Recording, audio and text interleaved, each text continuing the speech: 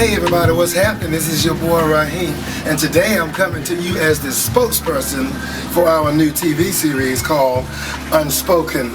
Unspoken is basically a little show that we put together whereby we get with poets throughout the city, you know, people who do spoken word, and we meet them in their home or basketball court or church or schools conducive to the piece that they're doing. You kind of get it?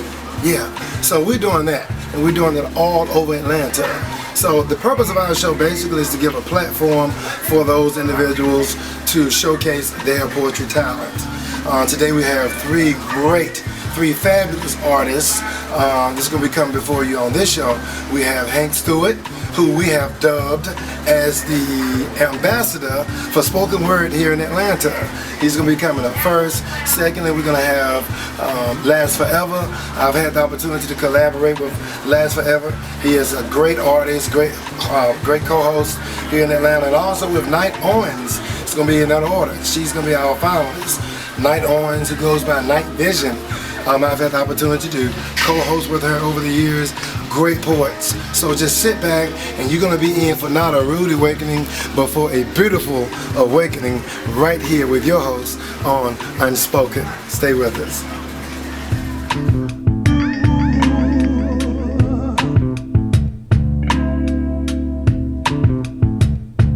We got some great poets in the house tonight. I mean, we got some great poets in the house, so I'm really excited. I want to do a piece for you. This is one of my favorite pieces. It's a piece that I did years ago. Matter of fact, it was one of the first pieces that I wrote. And my father passed about 18 years ago. And when he passed, I was on my way to Jacksonville to bury him. My son was an arm baby at the time. And I was riding down 75, Tony. I was riding down 75. Hit I-10 to go into Jacksonville, Florida. Well, I was doing about 75 miles per hour, T. About 85. Flirting with 90 a little bit. And hit this thunderstorm. Never forget that. And I dropped my speed down to about 50 miles per hour because I couldn't see. About 45 miles per hour because I couldn't see. True story, about 35 miles per hour because I couldn't see. 25 miles per hour because I couldn't see. 20 miles per hour because I couldn't see. And you know how you see people pull to the side of the road? I was determined not to stop, and I dropped my speed down to about 15 miles per hour because I couldn't see. 10 miles per hour because I couldn't see. Never stopped. Cars were passing me, splashing water on my windshield. I was praying that my windshield wipers wouldn't fail me. Never stopped. Dropped my speed down to 5 miles per hour because I couldn't see. All of a sudden, I came out of this thunderstorm. Do you know the sun was as bright as I'd ever seen it before? The birds were flying as high as I'd ever seen them fly. The sky was as blue as I'd ever seen it. And it seems as if at that very moment God said, just think of all those people who stopped back in the middle of that storm. And I ended up writing this piece called Why Would You Stop in the Middle of a Storm? And I don't know if you're in a storm now or you're approaching a storm. The skies are dark as the rain continues to fall. As cars pull to the side of the road, I begin to wonder, why would you stop in the middle of a storm? Now the bills are coming and the money's not, the air conditioning's broken, must I tell you it's hot? Well, don't throw your hands up and say, I can't go on. Tell me, why would you stop in the middle of a storm? Now you're sick and the doctor said you won't get well, but there's no need to drop your head and moan. That's the time you call on the Lord and ask the question, why would you stop in the middle of a storm? You see, there's only one way to go through a storm. You just say a little prayer and you keep pressing on. You press for the mark because the prize is already yours. And I make a suggestion, my friends, never stop in the middle of a storm. So when your days are dark and your days are long, just pick up the word, hide in your bosoms, but never, my friend, should you stop in the middle of a storm. Because believe it or not, there is something good about weathering your storms. Once you reach your final destination, the Lord's going to hold out his hands. He's going to welcome us all home, so never should you ever, never but ever, never should my friends but ever, should you be anybody ever but ever, should you ever but ever stop in the middle of a storm. The poem is called Why Would You Stop in the Middle of a Storm? And just letting you know, God, the storms are not to make us bitter, but to make us better. And if you never come face to face with the devil, you and him must be heading in the same direction.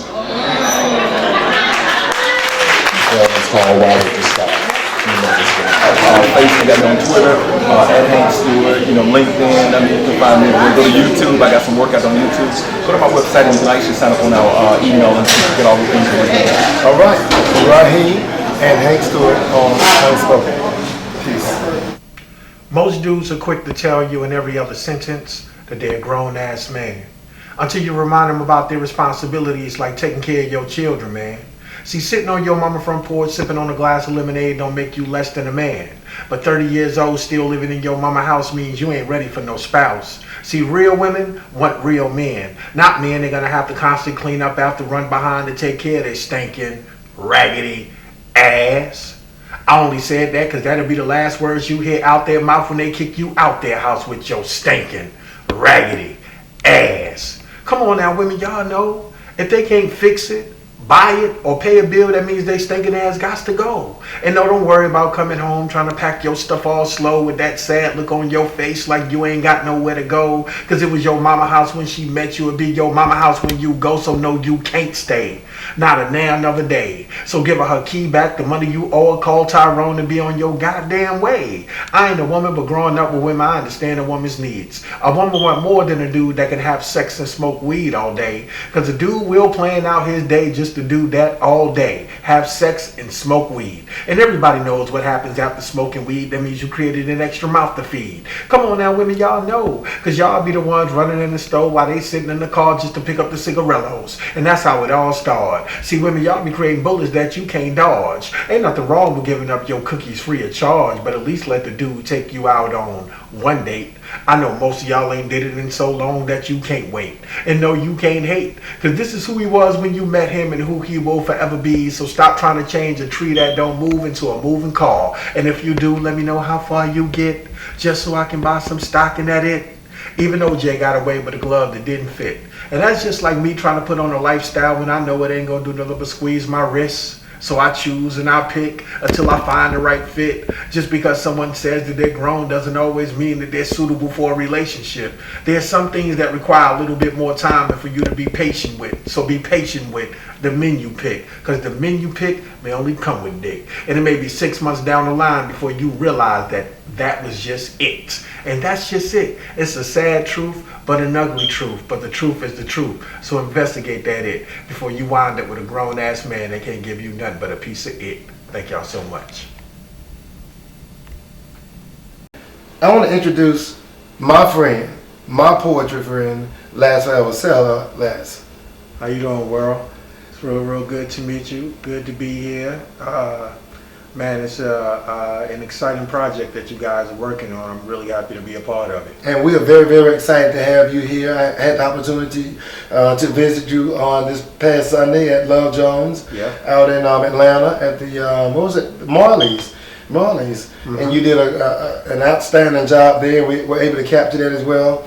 But being able to come into your home, I want to first of all thank you for giving us this opportunity to come into your home and actually film you doing this piece. Oh man, thank you for coming. I really appreciate you guys taking the time out to even recognize that the art is still here and that we still need to get the word out there, and people need to know that there's a message behind everything. Hello. And speaking of that, question is, what is the inspiration behind that piece that you just did? Well, all my life, man, I've pretty much taking care of myself, outside of what my mom has done for me. And I've met a lot of females who don't want to do nothing for a brother no more because they've had some so-called grown men in their life that weren't really grown men, that wasn't really handling their business. So if you at a down point and you need them, they're not coming to your rescue because they still kind of bitter over what that so-called grown man that they was with. But in my mind, you can't really blame the man. You got to blame yourself, because as long as you let something go on in your life, it's going to continue to go on until you put a stop to it. Don't blame Mr. Charlie. Mr. Charlie is just a man, and he's doing the best he can. So what about guys that don't know any better? I mean, some guys don't have that solid parenting background. They just, sometimes you have to look at parents now. Grandparents are like 40 years old now. Well, I mean, at a certain point in your life, you're just grown. You have to take responsibility for your actions. To this day, I'm single because I don't live in yesterday. I live in today. I don't live in bitterness. I live in positivity. You know what I mean? So my life right now, the reason why it's the way that it is right now is because I won't settle for less. I won't let the drama come in my life. And you can't teach a grown person nothing. They have to either see it for themselves, they either have to see the red flags for themselves, or they have to just wake up and know that if you let something in your life that's just wrong, it's going to continue to be there. All right. Until you shift it out. All right. Well, you have just been entertained by my boy, Lasts Forever. And I tell you, nothing lasts forever. Do you have a website or email or anything, Twitter? Well, people can find me on Twitter at We Write Movies. Just the way it sounds, all one word, We Write Movies. I'm on Facebook, Jamel Lattimore, Jamel, last name Lattimore, Latimore. And you can Google me. You can Google Last Forever, LAS, the number 4, EVA. I should come up all over the world, pretty much. And you've just been entertained by my friend Last Forever on Unspoken.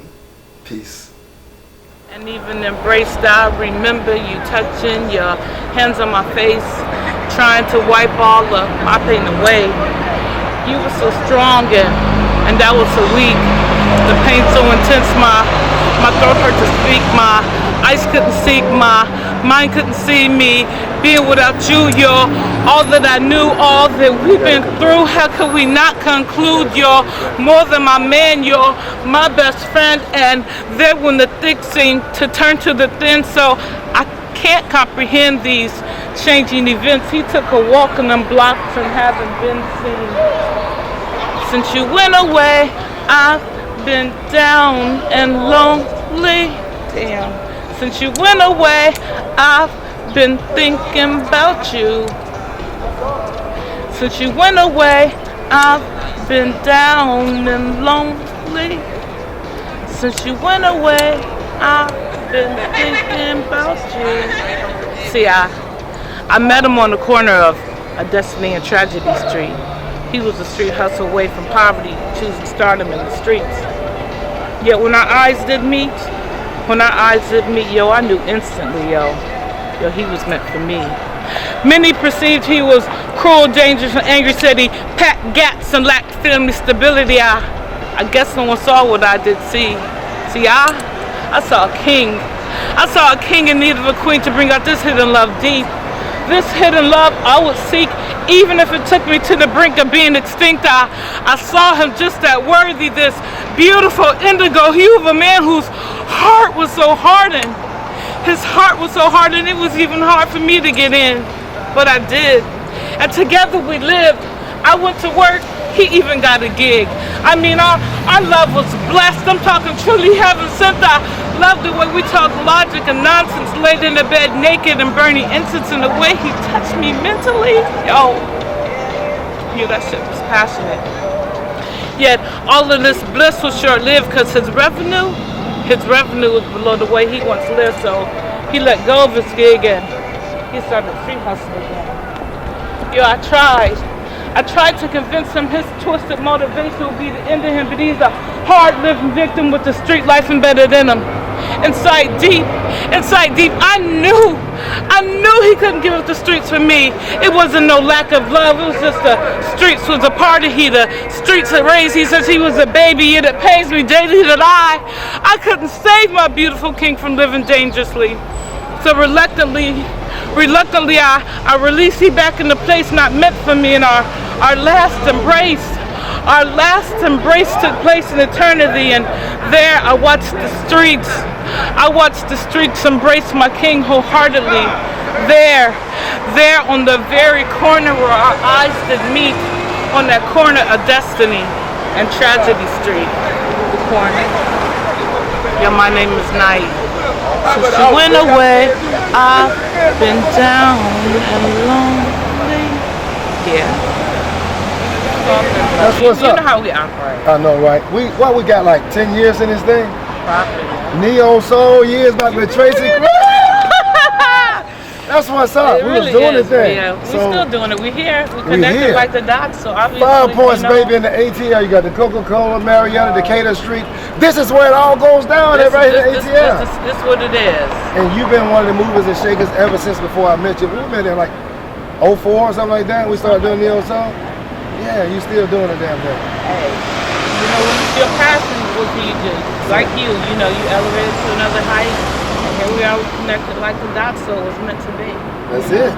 That's it. So how did things say on what was that movie? The Da Vinci Code. And never we talk seen about that. he talks about said, behold, I send you a wolf amongst the sheep. You know, basically what he was saying in that is that it's tough out here, it's a tough grind. And you know what I know, that in this whole acting and poetry and television thing, this thing is not easy. No, it's not. You know, you gotta have some alligator skin. You got to. You know. You can't just get slapped across the face and be like, oh, I'm gonna quit, I'm gonna run home. Right, You know. yeah. How long you been out here now doing this? Outside in the cold weather, or you out? No, in poetry. How long you been? You know, it's funny. I actually did. I started off doing poetry right at the underground. Right here. I used to battle rap over there when I first came to Atlanta from Ohio. And these guys was like, yo, you don't need to be battle rapping these dudes. You know, you should go to a poetry spot called Patty Hut.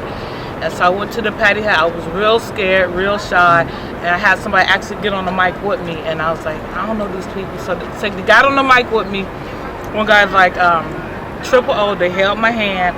I did a poem and I closed my eyes. The poem was called Little Black Girl. And I'm closing my eyes and I'm doing the poem and I'm all nervous. By the time I opened my eyes, everybody was clapping and standing up, and I was like, oh my God. Next in that same day, they was like, would you like to feature on my show? I'm doing a cable show, would you like to be on? I'm like, really? Then they told me, when you do the next poem, put a little more into it, a little more life, and ever since then, you know, that was like. Speaking of poem, that piece that you just did was called The Corner. The Corner. And ironically, we end up on the corner of Decatur and Marietta Street and Peak Street. Right here in Atlanta. Exactly. So what's the inspiration behind that piece? Actually, I was dating a guy and we had met kind of like on the corner around like 5 points, and it was like destiny that we met, but it was, you know, tragedy that we didn't get along, where he wanted to be more in the street and I was more in the poetry, and it was like he wanted to do one thing and I was like, I can't get into your world. He couldn't get in my world. It was like how two people who love each other so much, but it's like a fish falling in love with a bird. Yeah. They can't be together. One is in the ocean and one is in the sky, but they had that connection. It's like the streets, you know, who fed them, the streets who loved them, and I was like, I'm not that street chick, though I loved him like deeply. It don't work. Right. You can't, all in vinegar don't mix. Exactly, but when the streets came, they embraced him like, son, you back home? You know, and I'm like, no, this is my, what? You know, but it wasn't his fault, it's just the way it was, you know. So I met him on the corner of destiny and tragedy. So poetry being your first love. How did you get into it in the first place? Actually, I got into poetry. My mom used to, my dad was like kind of not active all the time, so my mom would send us notes like, get us to your dad, you know, tell him we need bread, tell him we need this. And I was like, well, I need to tell him how I feel. But I'll write 5-page letters like, Dad, you're not doing us right. And I'm like, we're going to read this, it's too long. So I want to write it where it was a little quicker, he could catch it a little quicker, like, we ain't eating, y'all eating taco, or y'all eat steaks, we eat bologna.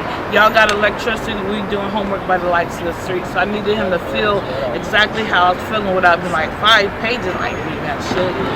So I kind of started that way. Then my brother, he used to write poems about the birds and beautiful stuff. And when I wanted to try to do that, mine just came out a little more raw, a little more grittier.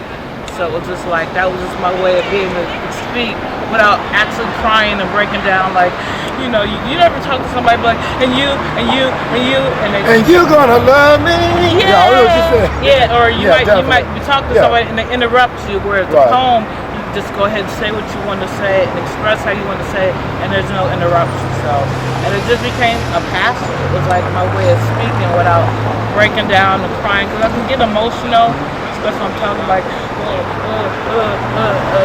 yeah, like you was doing in that piece. It's like I could actually feel it. Yeah. And I could actually connect to it. And some poets, you know, I can't connect to, right. but I've always been able to connect to you with your poetry.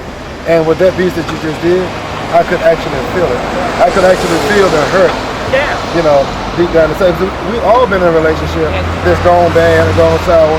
Sometimes some of them are salvageable, and some of them you need to throw them away. But you know, each time it's a learning experience. You know, it's funny when I do that poem. I look at the dude and I be like talking, and guys will be like, "Yo, she talking about me." Exactly. You know, they can relate, and I'm like, and the chick be like, "Yeah, that's my dude. Yeah, we was yeah." You know, so it feels good to be able to do something, and people actually be able to relate, because somewhere down the line they either know somebody or they went through that same situation. God knows some of that stuff I've been through, so you know, I ain't gonna tell y'all what I've been through, but some of that stuff it hit home. If you tell me about it later, I'll write a poem. That's what's up. Speaking of that, we need to be able to follow you. Okay. Twitter, Instagram, YouTube, whatever. How can we get at you? Nighttime at yahoo.com, or you can Facebook me, Night Ons. I'm on Facebook, or you can Google me at Night Ons. And it'll pop up. I'm Googleable now. Okay. I don't know if that's a word. Google me, yeah, Googleable. Yeah, because I guess I'm Googleable. Corn right here. Because it comes up Neosor or MySpace or whatever. But yeah, you know, that's just what it is. And you're gonna see my peoples up there too. That's what's up. Because we go way back. We go way back. You know what? Actually, Night was the one. She was the one that popped my cherry. We used to use that term. You was a virgin. You popped my cherry in television. Yeah, you popped my cherry. So hey. We had a lot of fun together. Remember in Miami? Oh, Miami, yes. LA. LA. Oh, we've been around. Okay, that's pretty much our show. Now get ready. Get ready for our featured artists. Check this out on Unspoken. I've been working on this record for a while, and we just released a new single called All I Need. Your love is all I need. It's available everywhere. iTunes, wherever you buy music. But here it is. I hope you like it. I'll be honest, I can't lie. You're all I need in my life. My heart inside never felt so right. If this is wrong, I don't wanna be right. I think of you all the time. Girl, you're always on my mind. But the moment of the day goes by, I don't wish you were by my side. You came along and eased my pain. Girl, you know you made me whole again. I don't have to look no more. It's plain to see that your love, it completes me. Yeah, your love is all I wish for. Girl, you're just what I need. You're heaven on earth to me. Would you mind if I give you more? Take my hand and come with me to ecstasy. Your love is all I wish for. Girl, you're just what I need. You're heaven on earth to me. Yeah. Your love is what I adore. Your love is sweeter than anything. Your love is all I need. Oh, yeah. Never thought that I could feel such bliss, 'cause most of my love's been hit or miss. A commitment's what I was searching for. I needed someone to give me more. You're the foreground to my background, and baby, I won't let you down. Because of you, I have new life. I thank God that you're my wife. And he's my pain. Girl, you know you made me whole again. Oh, it's plain to see that your love, it completes me. Yeah.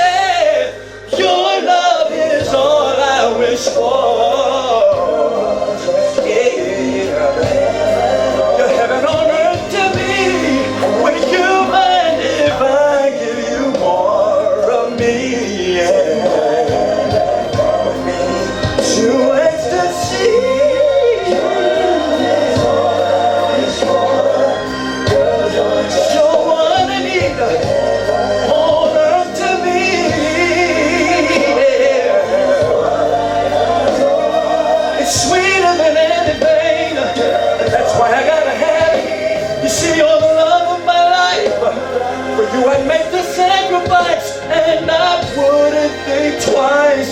Love for me has not always been a fairy tale.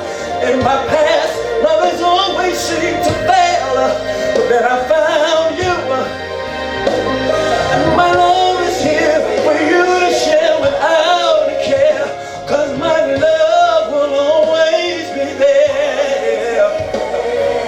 Willingly, I would give everything so I could spend